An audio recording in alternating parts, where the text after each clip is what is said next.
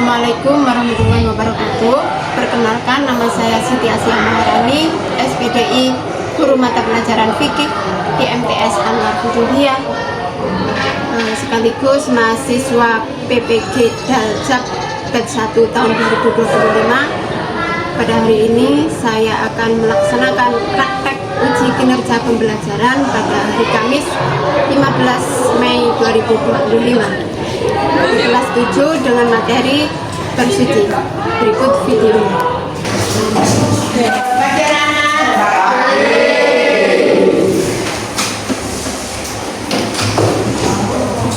Alhamdulillahirrahmanirrahim. Hari ini sehat semua? Sehat. Alhamdulillah. Ada yang sakit? Tidak. Alhamdulillah. Lengkap ya? Enggak. Lengkap.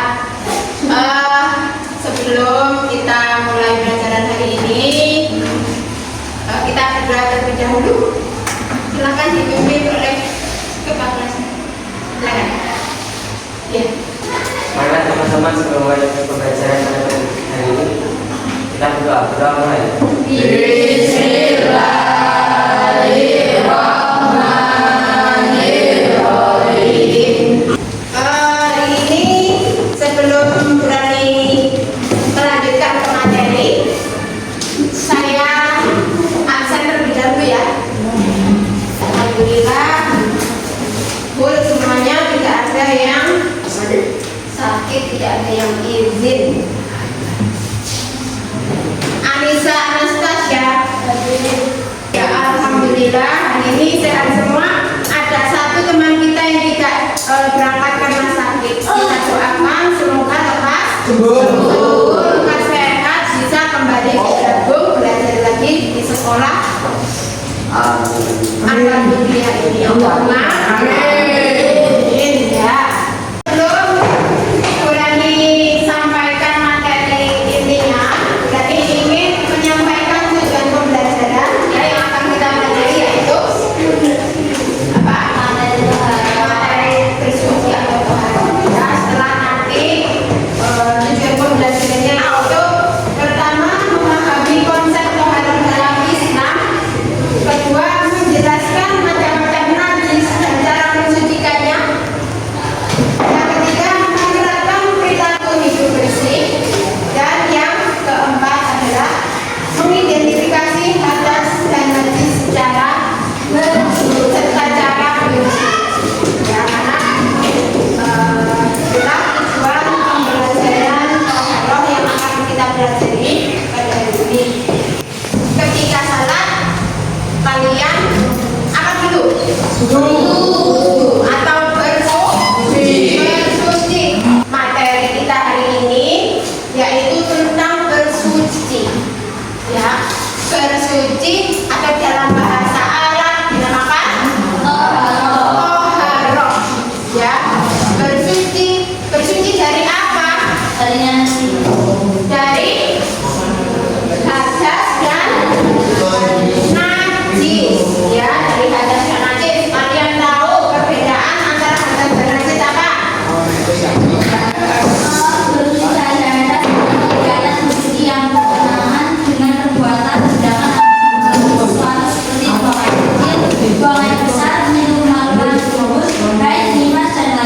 Oh iya, pintar. 100 untuk Mbak Cika.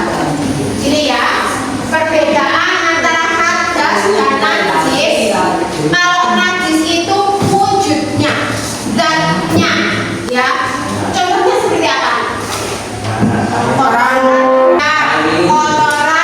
binatang, terus air liur, terus darah, nanah, terus apa lagi? Apa? Bangkai, ya. Kecuali bangkai,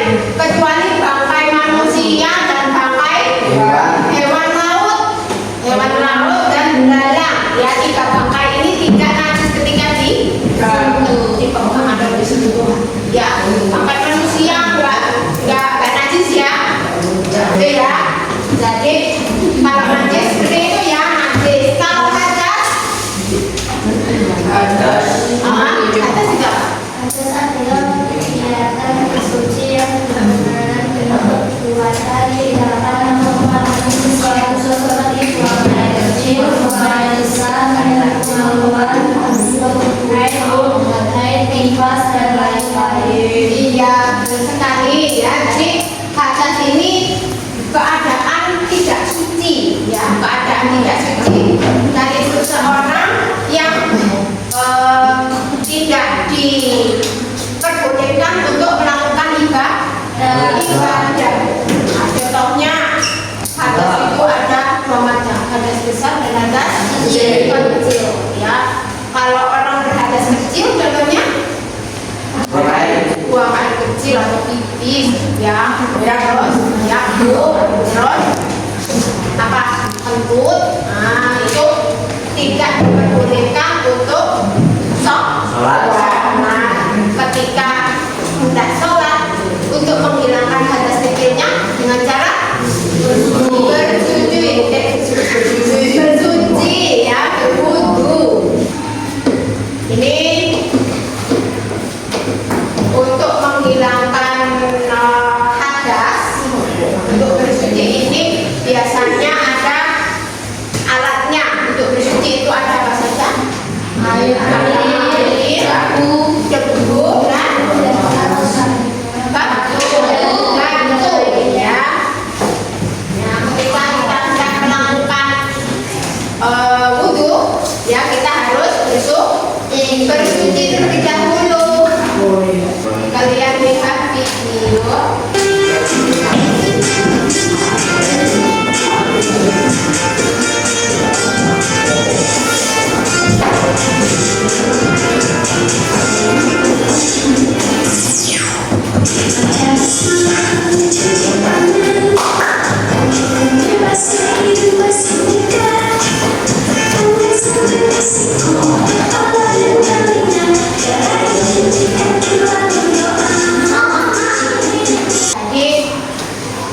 Ini adalah rukun untuk berwudu, anak-anak, ya.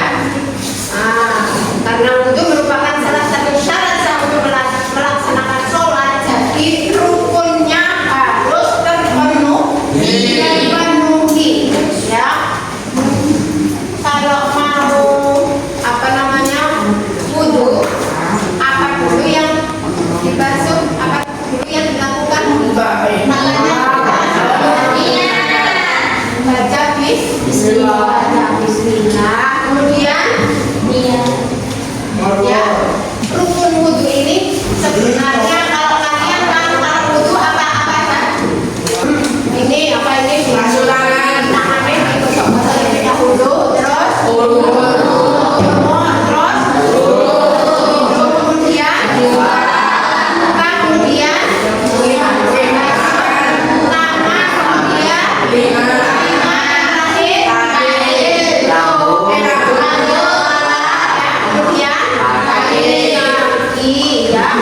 adalah urutan kemudian kalau rukunnya ini cuma ada 4 saja. Rukunnya ada 6, tapi yang dibasuh itu ada 4. Apa saja? Buka terlebih dahulu, kemudian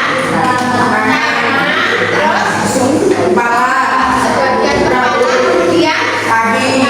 Itu adalah anggota tubuh yang wajib dibasuh, ya. Kalau rukunnya ada 6. Yang pertama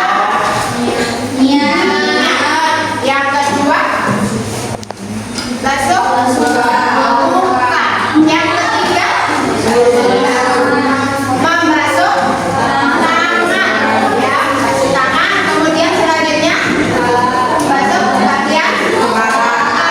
Yang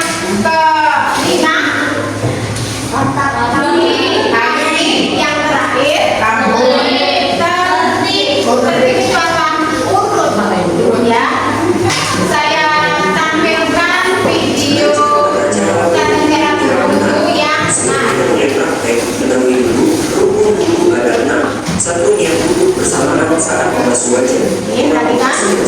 Jika membasuh kedua tangan dari ujung jari sampai sini. Nanti kita bahas, ya. Jangan disimak lebih dahulu. Membasuh kedua kaki dari ujung jari sampai pada kaki, enam kaki atau berputar, dan selalu umum menggunakan diam dan sambil berkata sebagai menghadap ke arah kiblat. Mari kita mulai. Tata cara wudu. Pertama, membaca Bismillahirrahmanirrahim pada Kedua, membasuh kedua telapak tangan hingga pergelangan. Ketiga, berkumur-kumur atau menggosok gigi. Keempat, membasuh dan air ke dalam hidung. Kelima, sunat melafazkan niat wudu. 6. Membasuh wajah. Bersamaan membasuh wajah, hati membisikkan niat berwudu. Nawaitul wudu'a li raf'il hadithin asghari fardan lillahi ta'ala. Sengaja aku berwudu untuk menghilangkan hadas kecil fardu karena Allah Ta'ala. Membasuh seluruh wajah dimulai dari tempat tumbuh rambut sampai bawah dagu dan dari atas telinga kanan sampai telinga kiri. Disunatkan membasuh sebanyak 3 kali dan menyelidiki jenggot yang tepat. Ketujuh, membasuh permukaan dari ujung jari sampai siku. Disunatkan saat membasuh tangan, mendahulukan tangan kanan atas tangan kiri, membasuhnya 3 kali dan menjelang-jelangi anak jari kanan. Kedelapan, mengusap sebagian kepala, namun disunatkan menyapu seluruh kepala. 9. Membasuh kedua telinga secara bersamaan. Ini hukumnya sunat dan membasuhnya sebanyak 3 kali. 10. Membasuh kedua kaki, mulai dari ujung jari sampai ke kaki. Disunatkan saat membasuh kaki, mendahulukan kaki kanan atas kaki kiri, membasuhnya 3 kali dan menjelang-jelangi jari kanan. Terakhir, disunatkan membaca doa sesudah berwudu sambil menghadap ke arah kiblat. Doa sesudah berwudu. Asyhadu an la ilaha illallah wahdahu la syarika lah wa asyhadu anna Muhammadan 'abduhu wa rasuluh. Allahumma ja'alni minat tawwabina waj'alni minal mutatahhirina waj'alni min ibadikas salihin. Tadi video tentang urutan berwudu secara benar. Pertama tadi apa? Baca? Iya. Bismillah dulu. Ya. Baca niat duduk, gimana nih duduk?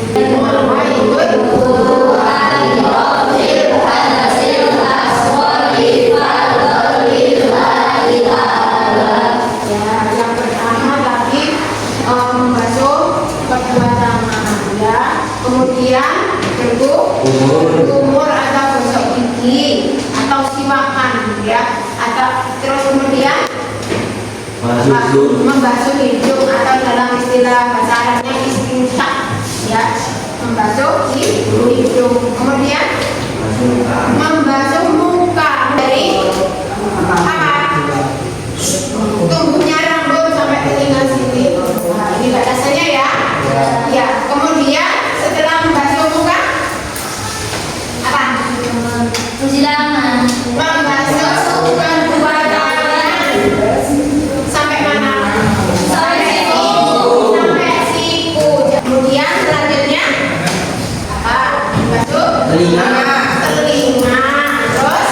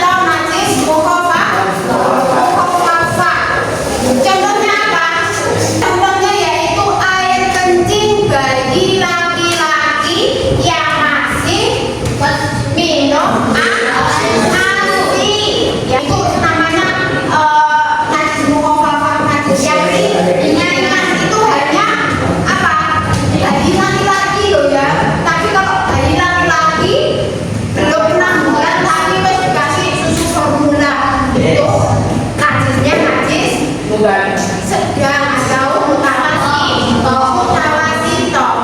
Kenapa ada yang tahu kenapa najis mukhafafah itu kok bagi laki-laki yang masih minum ASI? Kenapa kok tidak berbeda? Karena di dalam penelitian, karena dalam penelitian najis kencing bayi laki-laki dibandingkan kencingnya bayi perempuan itu kadar ureanya itu kadar zat di dalam urin atau air kencing itu kalau ya berbeda antara laki-laki dan perempuan. Kalau perempuan itu lebih pekat, kalau yang laki-laki bayi kencing laki-laki yang masih minum ASI itu kadar ureanya masih itu apa ini sedikit. Bagaimana cara menjelaskan? Iya, dibersihkan, cukup dibersihkan air saja di tempat yang terkena kencing tadi ya. Itu sudah cukup. Nanti sudah sedikit lagi barang yang terkena najis tersebut. Yang kedua ada wasito atau najis sedang. Tadi banyak ya, ada kotoran manusia, kotoran burung, muntah, darah, nanah, bangkai, minuman kemabukkan atau apa narkoba itu juga cara menghentikannya bagaimana? Apa ada 3 aspek? Yang pertama hilang baunya, hilang warnanya, dan hilang rasa. Ya, yang berarti ada najis mughaladun atau najis besar.